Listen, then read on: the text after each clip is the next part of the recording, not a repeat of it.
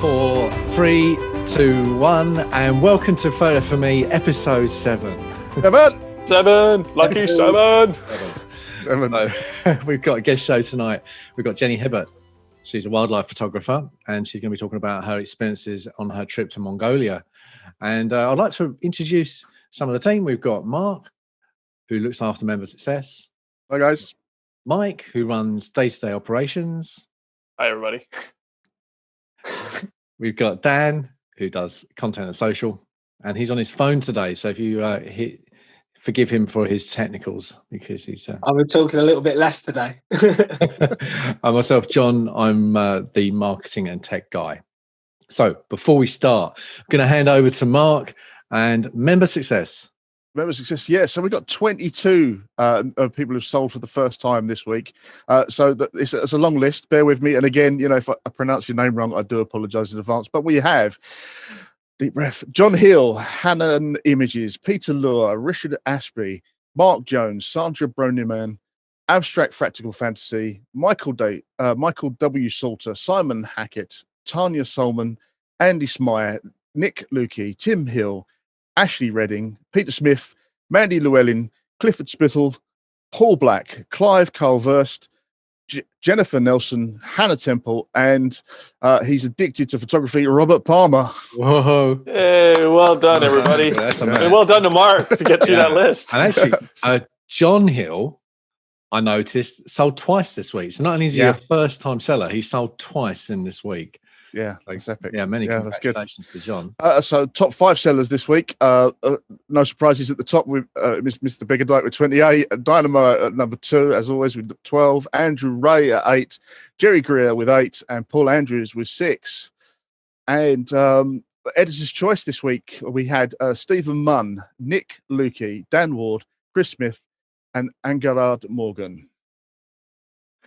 So Nick Lukey had an Editor's Choice, and he also sold for the first time this week. Yep. So yeah, I actually, can you hear me? Yep. Yeah, we can hear you. I actually made his first seller an Editor's Choice because it was one of the most searched terms that week, which I'm not sure if that paid off with him making his first sale, but after that, I was actually looking for an Editor's Choice in that search term, and his was there. So we made it after his first sale. So congratulations to him. Wow. Brilliant. Yeah, congrats. So over to me now. So how am I, or how are we improving your marketplace? So there hasn't been huge changes this week. Well, but have there? Over the weekend, Philip Clements was helping us out with some issues with the site. Number one, he noticed that if you uploaded a photograph and it didn't get any comments or ratings, and we're getting an enormous amount of uploads now, nearly 1,000 a day. So in that time, it's very easy for a photograph to go unnoticed. So it doesn't get a rating or a comment. And as a result of that, that picture was then not appearing in search because of some things like running in the background. It wasn't populating through. So I spent some time on Friday night, Saturday morning, fixed that issue. So big thank you to Phil Clements. And I think probably a big thank you from a lot of the other members as well that may not have realized that. So big thank you for that. Also, whilst I was there, I've made some bigger changes to the search algorithm. Now, this message has got out a little bit on the group, but we are going to try and highlight this even more. So the way that the algorithm works is if a picture is new, it gets a time to shine in the light. So it will appear high in search for, well, it started off with 30 days. We extended it to 60. We are trialing it now for 90 days. So if your photograph's been uploaded for 3 months, it's going to get a really good chance of selling. So that's number one. That's going to push it higher up. We have dramatically increased the importance of whether it's sold or not. So firstly, if it's new, it gets in the top. If it's sold, it will go the highest in that list. Yeah. And then after that, it will be about ratings and rankings. We are in the process of building a view counter. It's going to be a while before that's live because we want to do it really well. And that will also add to the ranking factor over time.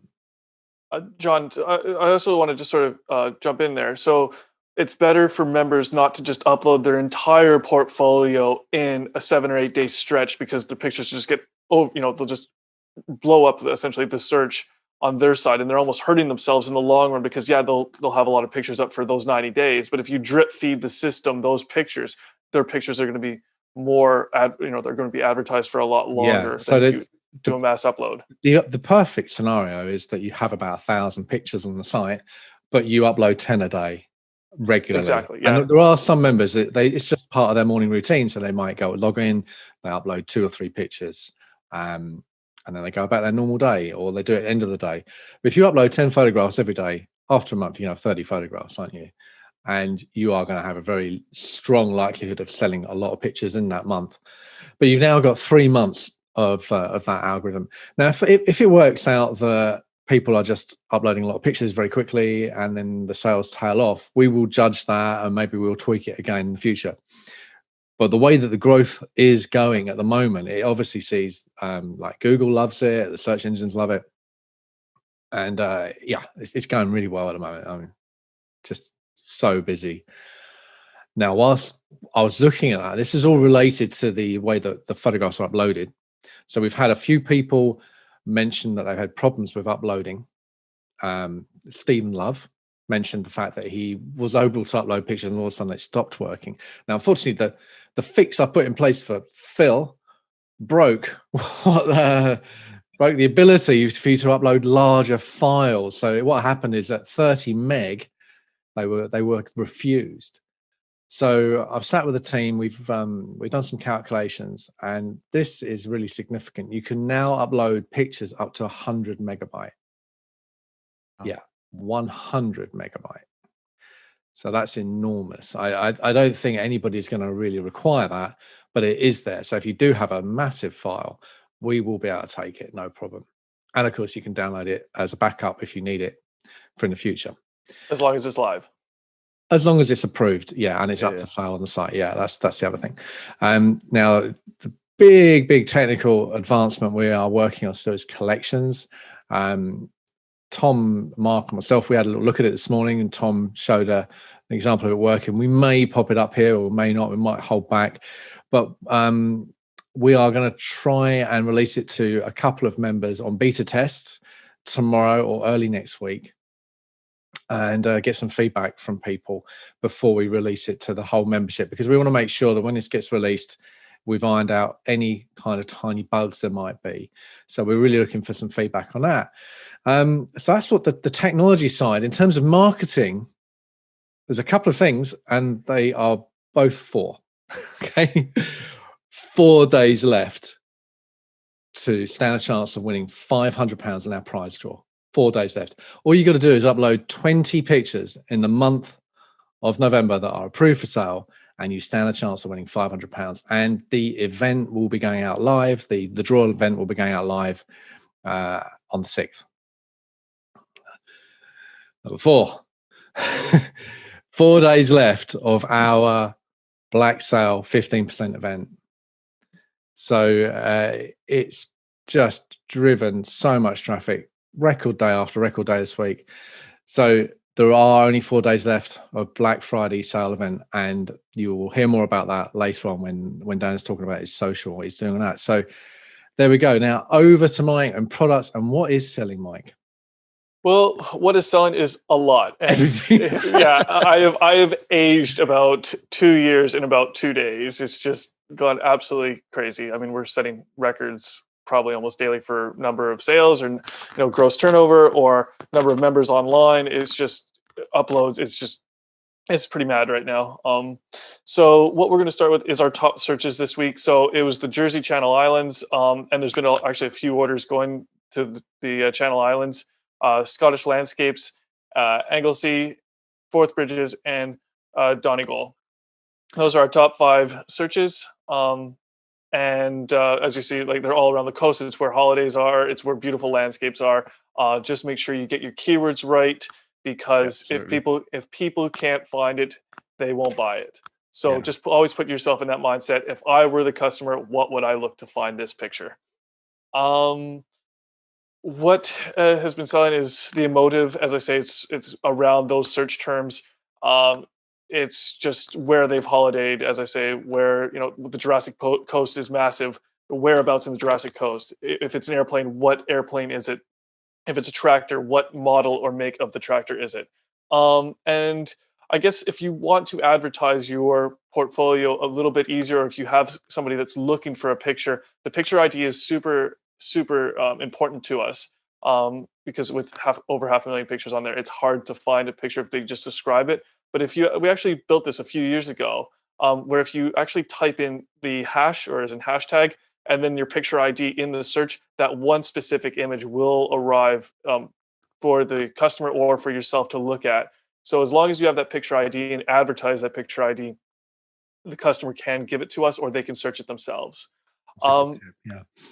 And I guess the last thing I want to say is I want to thank all the members that have been emailing me over the last week with new files, or asking if they need I require a new file. It's been super helpful. You'd be surprised how often it happens where I do get a picture that's just kicked back by quality control. So it's really sped up the process there. So again, thank you so much to all those members. Oh, that's brilliant. And Mark's going to talk a little bit about that in his part now, when member success and new uploads. Yep, there we go. So we'll do the share screen and go in here. So I've got my good list and my naughty list again this week on the keywords. I know we keep coming back to it. On my good list, though, we got this image from Andrew Keedle. I started my graphic design career doing street art and graffiti. I was a teenager, yeah, naughty boy. Although we were commissioned for a couple of those pieces, honest officer. But yeah, this takes me back, and that's why I've picked this one out. It's a lovely image there. This image from Tenerife by Peter Lure, again, great. These keywords are great. And you know, picking up the stars there, it's an absolutely stunning image. And coming in from the US, we got Mount Baker, Washington here, by Art and Memories Photography, Grays Harbor. That's an interesting name, isn't it? Because I mean, yeah, that's what they're selling, isn't it? It's memories. Art and Memories, yeah, exactly. Which is another way of almost saying capture the emotion. So it's fantastic. Almost, not quite though, not quite as good. So then on to my naughty list. Sorry about this, but Alessandro, this is a nice image, cracking image, but we really need to know where it is. I know that the yellow flowers and the blue ocean are important, but someone will have a connection to this place, but they won't find it necessarily with those keywords. So if you can take a look at that. Just want to cut in there a little bit. That's probably a jetty or some steps there on the left-hand side, isn't it? Exactly that, yeah. So you can almost imagine a couple may have got engaged there. They may have somebody may have popped the question and said, "Would you marry me?" You know, and then, so if you had the location in there, bang, right? He's such an old romantic, John, isn't he? So yeah, so Alessandro, if you could get the location on those keywords, that'd be amazing. And Yolan Harrison here, I hope I've pronounced that right. This is a great image with the, you know, and there's so much more going on than you've used in your keywords there. So it will have been pushed back to you for the keywords, but the location as well. Someone will have a connection to this location.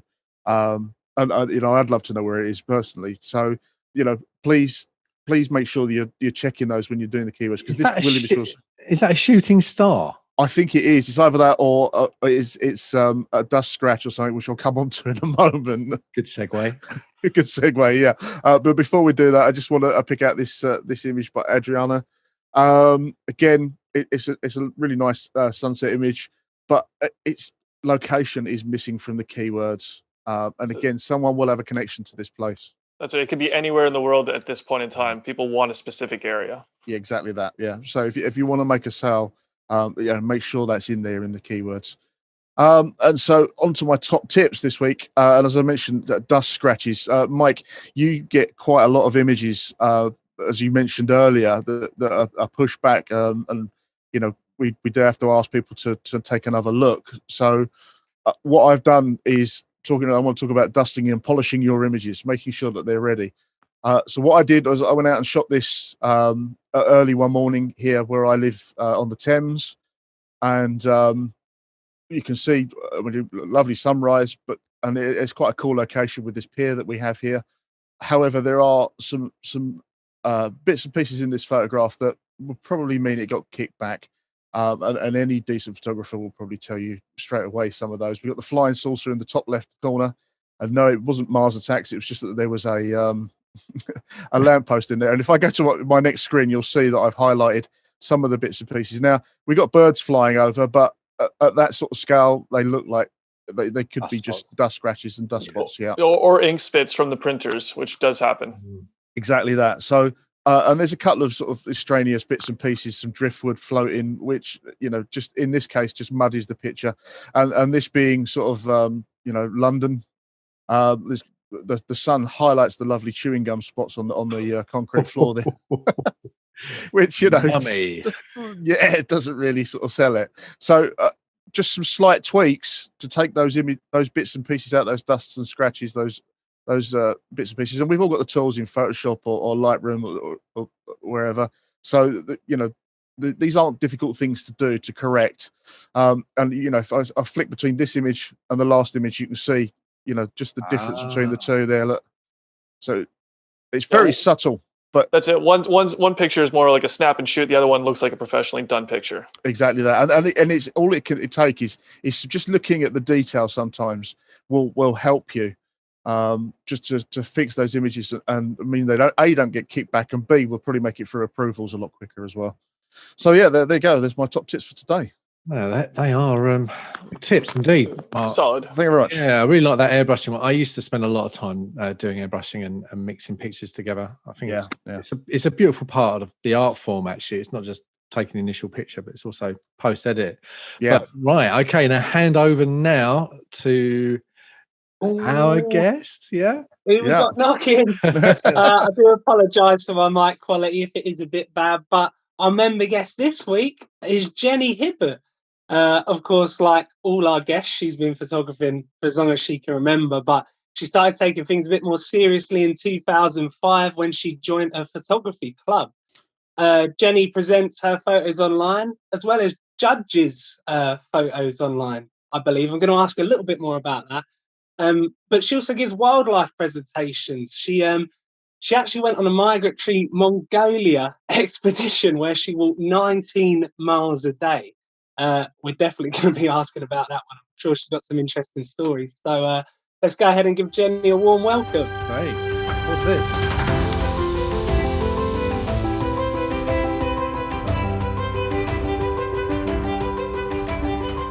Hello. Hello, Hi. Jenny. Hi, Jenny. Hi. I've got to rearrange my screen because I'm on my mobile. I can't see Jenny. Where's Jenny Oh, gone? lovely. I've got you, Jenny. That's good. How are you doing? Really sorry about the wait. Mark had a wicked presentation this week and we couldn't resist it. That's okay. It's my fault. Sorry, Jenny. That's all right. No worries. But maybe we should have some kind of green room where guests can wait and have a chat. Yeah, hopefully one day. Yeah, one day. So, Cool. Jenny, I'll ask our guest this question before we kick off every time. Why don't you go ahead and tell us a bit about your experience taking photographs, how you got into photography, and the sort of first steps you took to actually starting to sell your photography. That's a really interesting one. So go ahead. Okay. I had my first camera when I was 11. It was a Christmas present. And then you do the usual things, don't you? Photographing your family. And then obviously as you get married, have children, you photograph them as well. And then when I moved to Cardiff, I sort of took up photography more seriously. Did my city and guilds, joined a camera club, which is really good. And then started to enter lots of international competitions. Got lots of letters after my name from doing that. So then I thought I would try and sell some of my work because I was doing mainly wildlife, as you can see behind me. So I started to do craft fairs and also exhibiting into sort of a wetland centre in Llanelli, selling my work there. And in craft fairs, I think, most people are quite happy to buy cards from you, but not so happy to spend out money on canvases. Hence, I've got lots of them left. And when I was doing my wetlands thing, you just didn't make any money because you were charging, say, £15 for a 15 by 10 print, and they were taking half of that money. So by the time you've paid for the printing and mounting, it wasn't worth it.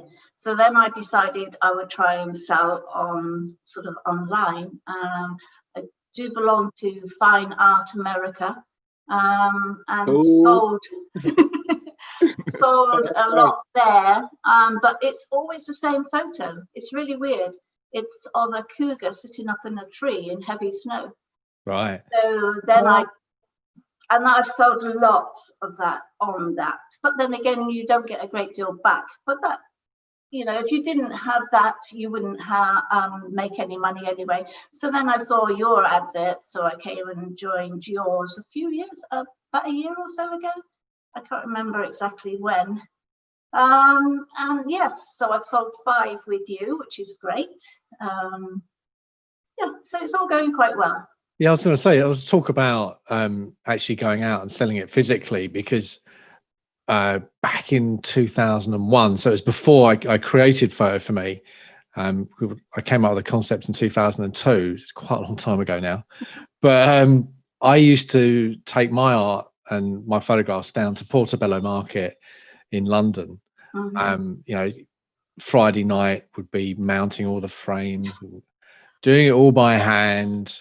Yeah. And I think there's a beauty in that. Do you enjoy that process of preparing before you go to market them like that? Yes, but I used to do that sort of way in advance and have quite a lot of stock anyway. But I used to work as a nanny and recently retired. But I used to make all of my cards in work. I mean, I'd take the kids to school, come back, and I didn't have to do a great deal other than cook a meal for them. So I used to sit there in the kitchen making lots of cards. But, you know, you still, you know, by the time because I used to have photos printed and then stick them onto the cards. And then, so they were on blank cards, and put them in bags. But yeah, I mean, I spent, you know, hours printing them off on my printer, buying the cellophane bags, buying the mounts, mounting them all, cellophane them up so people could either buy them on the mount or buy them framed. And then I'd sit there freezing cold, you know, in a market stall on Portobello Market, and then people will walk past and they sort of go, you know, and you sort of think, well, I spent hours taking a photograph. Exactly. You know, and then it's just you know, not that great. But people would say, "Oh, what fantastic photos!" And I'm thinking, "Well, put your hand in your pocket." Yeah. I used to sell 6 5x7 cards for £5, which is virtually nothing. Yeah. And then there was one day I was selling outdoors, and it absolutely poured down with rain. So I had all of these wet cards and things. It was just ridiculous. I had trying to dry them all out in my front room on the floor and everything. So I just thought, this is not worth it. Just give up. I mean, it's part of the beauty of being a creative, though, right? I mean, we've all got different creative backgrounds. I do music, and I remember when I was at uni, I would stay up till 3 a.m. to DJ in a club and get paid like £25 and some drinks, but it felt so worth it at the time. Do you know what I mean? And I can tell you now, I already miss those hustling days. So, Yeah. I did want to. Sorry, Dylan. Go on.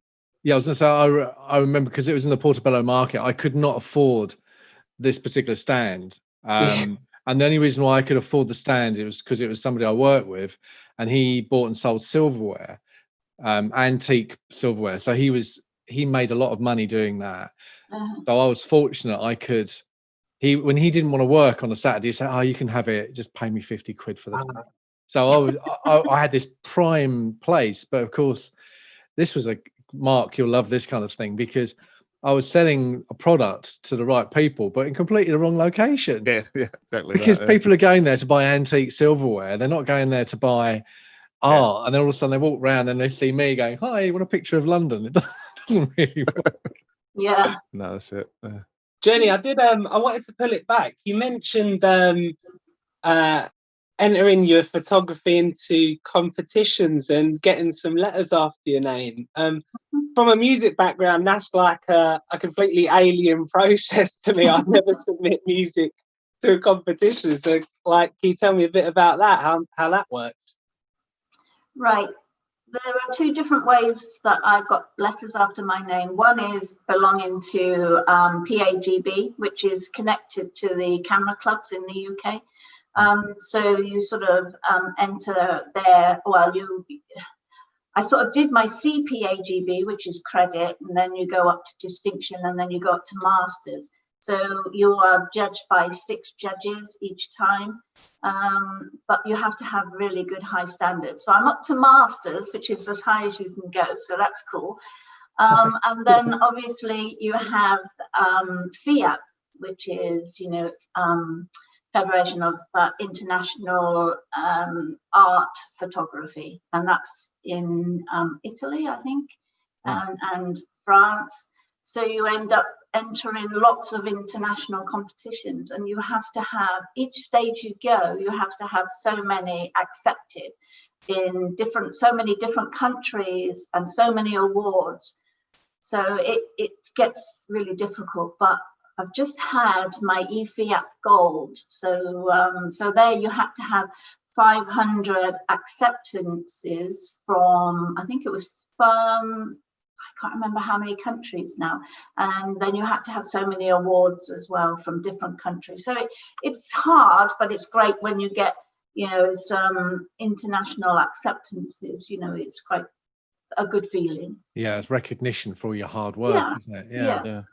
So how do you make then the transition from sort of entering these competitions to being on judging panels and stuff like that? Because that's something you do as well, isn't it? Yeah. It's a long story, but because I belong to the Welsh Photographic Federation, and I used to, well, I still do, judge for the Welsh clubs in around South Wales anyway. And then the Welsh Photographic Federation sort of said, would you like to do judging for PAGB and international judging as well? So you start on doing round the different areas in the UK judging, and then you get recognised, and people then ask you, or will you do an international, like I did in Ireland over there and judged one over there. So it's stressful, but it's fun. It's fun because you get to meet lots of different people, which is good. I suppose like-minded people as well, right? Yeah. All in the same community. Speaking of stress, wildlife photography surely has its stressful moments, right? A balance of stress and patience and any other emotions going on. Yeah, definitely. Yeah, patience has got to be a big one. Yeah. How do you even, plan your wildlife photography shoot? Tell us about that. Yeah, I mean, I used to just go down. Well, when I had my little dog, she just died recently. We would walk down the river, and you would spot, different birds and things. And so, so I started to take my camera down there. I can sit down by the river for 5 hours, photographing dippers and whatever else is around and about. And it's just patience, using a longish lens. And because I do lots of talks on on my wildlife as well, from different countries like Finland, Japan, and the Arctic. So these are places that I've been. But my favourite one is called The Tales of the Riverbank, which is different animals and birds, insects, anything that you can possibly find by the riverbank. And that's, you just go and hopefully see things. And, like there were occasions when I could see a long-tailed tit gathering nesting materials. So you watch to see where it goes to, and then you know where they're building the nest. So you keep going back all the time and just taking your camera and hopefully photographing. Then you work out in your head when they're going to fledge, and it's just been there at the right time and catching that moment. It was kind of like what John was saying before in last week's podcast, was just all the preparation that goes into actually going and taking that, special or that really interesting picture. Yes. It's not chance. It's hard work that goes in before. Yeah. This is true. Yeah, there is a lot of hard work. Yeah, arguably harder work with photographing wild animals, because you've got to prepare for the light, the angle, that and they're just generally unpredictable, aren't they? So. Yeah, what do they say? Never work. You can't guarantee that they're going to turn up. So no. Yeah. What about that tiger behind you? It's just running. Is it a tiger running towards you? Yeah, Siberian tiger. Yeah, wow. Running in the snow. Was that live? That wasn't in the wildlife, surely. Was it? No. I have to say it's not. But there were times when I was in Finland, and you're in a hide for 16 hours in freezing cold, and I was stupid enough to have like chocolate in my hide. Cool. And the brown bears were just coming out of hibernation, so they were really, really hungry. And I think I sent a photo to you, Dan, where this brown bear is literally standing up on the side of the hide. Somebody else took that photo, but that brown bear was trying to get into the hide to have the chocolate. So you get moments like that, which is really scary. How'd you get out of that? Banged on the walls of the hide. Drop the chocolate and run. Yeah, that's right. Yeah, it was certainly capturing an emotion there. Yeah.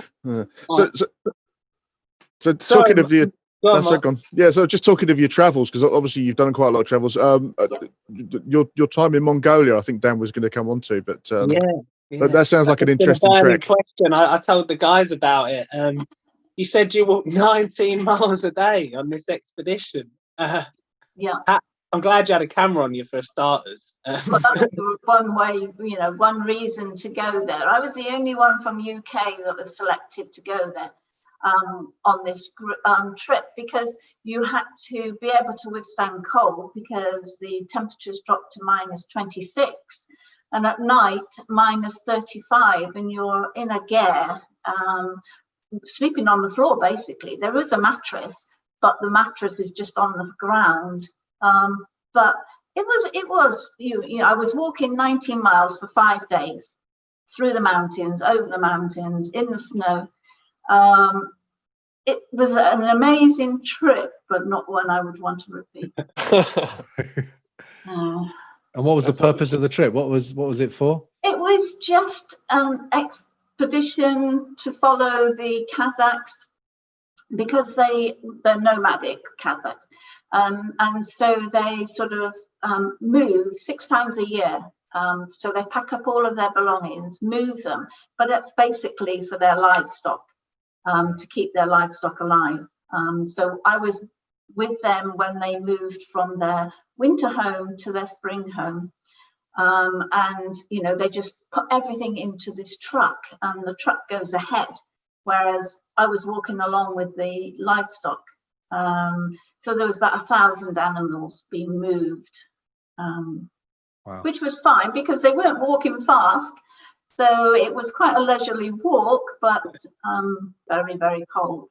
But as long as you have all the right clothing on and the right boots, you're fine. Speaking as a Canadian, I could attest to that.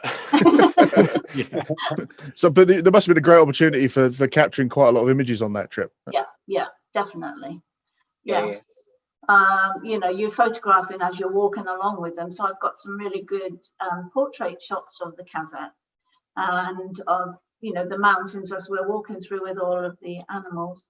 And then when we get to their spring home, then I'm sort of with the family as well. So, with the parents and the children. And so we've got some really nice photos of them. So I'm hoping to get my M Fiat, which is the highest you can get in the Fiat. In fact, it's all prepared, ready to go. So Okay, best of luck with that. Good luck. Yeah, good luck with Yeah, that. good luck. I guess before we wrap up, then I ask every guest this question at the end. What advice can you give to any of the members watching who are, they might be getting into selling photography for the first time, or even dipping their toes into the photography for the first time in general? So, any tips for newcomers, new sellers, other members of the community that you can give? Yeah, just keep at it, keep trying. Because I photograph anything and everything, and that's the best part. Don't just stick, I was sticking to wildlife, but now I do anything. And just keep putting up your photos and letting people see them, making sure you keyword them properly, because because RSPB is my agent as well. So you get to know about keywording with them big time. And so, because if you keyword properly, you get more people looking or knowing, they're looking for a certain thing, and that's how they're going to come across your images. It doesn't matter, So basically, I think that is the big thing, big key, getting your keywords right. Jenny, it's like you watched our entire presentation before this. Yeah. I feel vindicated now, because I'm always moaning about keywords, or seemingly complaining about keywords. But you vindicated me perfectly there. Thank you very much. Mark's keyword corner. Yeah, it is. Yeah. I'm going to be Captain Keyword, aren't I? Maybe we should change. Oh, well, Jenny, thanks so much for joining us. We all really enjoyed the talk, and wish you the best of luck with your Christmas season. Yeah. Hope you get some more sales, and it's been an absolute pleasure. Thanks a lot for joining us. And good luck with your application. Yeah. Yeah, brilliant. Thanks, Jenny. Best of luck with Yeah. that. Bye. Bye. Thanks very much. Thank you. Bye. Oh, lovely. Thanks a lot for joining us, Jenny. What do you think about that, guys? That was another wicked guest. Yeah, really enjoyed to hear about how she plans the wildlife photography, right? It's Yeah, just, I was just going to say, it's just the whole experience. Every guest we've had, they just have a different way of doing it, but it's always sort of the same themes are always coming up, but just their stories are just so vastly different. Yeah, but it feels all like under the photography same takes umbrella. your life on a completely unique path, and everyone's just got this weird joining place at Photo4me, all with a different background. But that's We're great. not Well, Dan, weird. tell us I resent that. Dan, tell us what's going on in social. I've seen so many more members being proactive with the Black 2020 code. I hope you guys have had success. It's hard for me to judge from my end, but my mentions have been, a long list these past 7 days.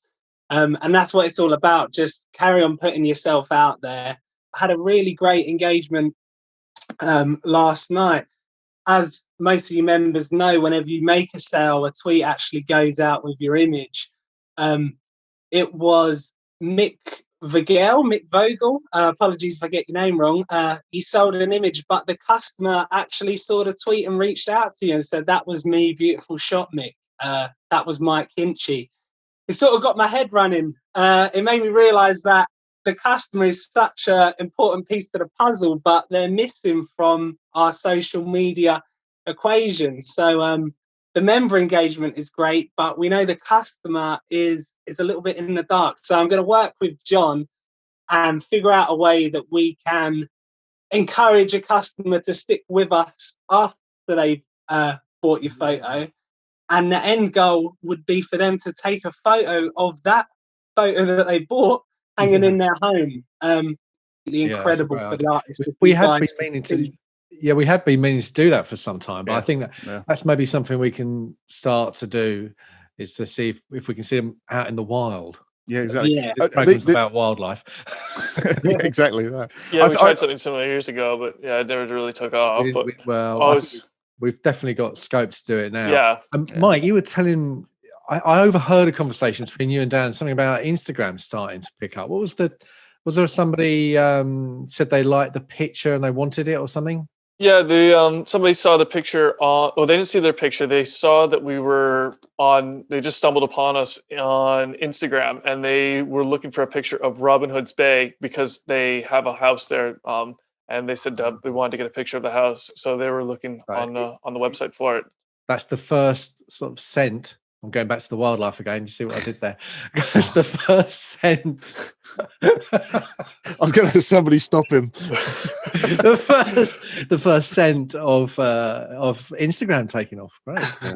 It's a slow burn, guys. It's a slow burn, but it's working. It is working slowly. But I think this is great because what's happening is people are creating stories, and we know that stories are what sell, and these sort of interactions are great little tales of people who have an emotion that we need to capture, or the members are capturing for those people, and then they're retelling the story again. And I think that that's really powerful, and that will grow everything. The images are powerful. Exactly that. Yeah, it's fantastic. It's really good. Yeah, before we wrap up, if you are a member, I know we've got 4,000 in that group, but only 300 Instagram followers. So get out there and follow us at Photo4me.com. It's really important. I'm going to be sharing your images throughout the year, so you don't want to miss that.